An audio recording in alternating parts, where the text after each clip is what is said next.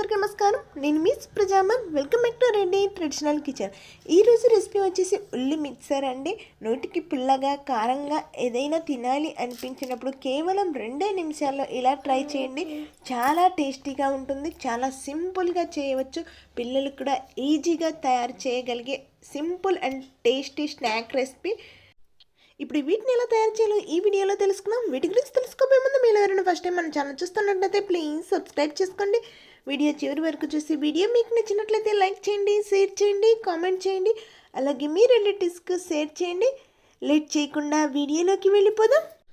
ముందుగా వీటి కోసం 1 కప్పు మందపాటి అటుకులను తీసుకుందాము. ఇప్పుడు స్టవ్ పై ఒక ప్యాన్ పెట్టుకుని అందులో డీప్ ఫ్రైకి సరిపడేంత ఆయిల్ యాడ్ చేసుకొని ఆయిల్ అనేది బాగా హీట్ అయిన తర్వాత మనం రెడీగా పెట్టుకున్న అటుకులను అందులో యాడ్ చేసుకొని వేయించుకోవలసి ఉంటుంది. ఈ విధంగా వేయించుకున్న తర్వాత వీటిని ఒక ప్లేట్లోకి సపరేట్ చేసుకోవలసి ఉంటుంది. ఈ విధంగా అటుకులు అనేటివి ఆయిల్ లేకుండా ఈ విధంగా సపరేట్ చేసుకోవలసి ఉంటుందండి. అటుకులు అనేటివి ఆయిల్లో మిగిలిపోకుండా రావాలి అంటే ఒక టీ స్టెయినర్ సహాయంతో ఈ విధంగా తీసుకుంటే మనకు అటుకులు అనేటివి ఆయిల్లో వండుకోకుండా సపరేట్ అయ్యి వస్తాయండి. ఇప్పుడు అందులోనే 3 టేబుల్ స్పూన్ పల్లీలను కూడా యాడ్ చేసుకొని వాటిని కూడా వేయించుకుందాము. ఇలా పల్లీలను వేయించుకున్న తర్వాత వీటిని కూడా పక్కకు తీసుకుందాము.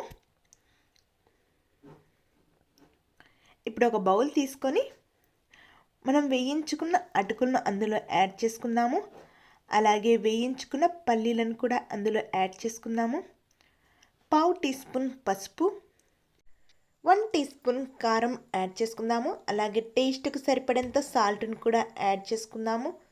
2 చిన్నగా కట్ చేసి పెట్టుకున్న ఉల్లిపాయ ముక్కలను కూడా అందులో యాడ్ చేసుకుందాము. అలాగే తరిగి పెట్టుకున్న కొత్తిమీరని కూడా యాడ్ చేసుకుందాము. ఇలా అన్నిటిని యాడ్ చేసుకున్న తర్వాత ఇప్పుడు అందులోనే 1/2 లెమన్ జ్యూస్ని కూడా యాడ్ చేసుకుందాము. లెమన్ జ్యూస్ యాడ్ చేయడం వల్ల నోటికి పుల్లగా చాలా టేస్టీగా ఉంటుందండి. అలాగే 1 టీ స్పూన్ చాట్ మసాలాను కూడా అందులో యాడ్ చేసుకుందాము. ఇలా అన్నిటిని యాడ్ చేసిన తర్వాత వీటన్నిటిని ఒకసారి బాగా మిక్స్ చేసుకోవలసి ఉంటుంది. ఇవి మొత్తం బాగా కలిసేలాగా ఈ విధంగా కదుపుతూ వీటిని మిక్స్ చేసుకోవలసి ఉంటుంది.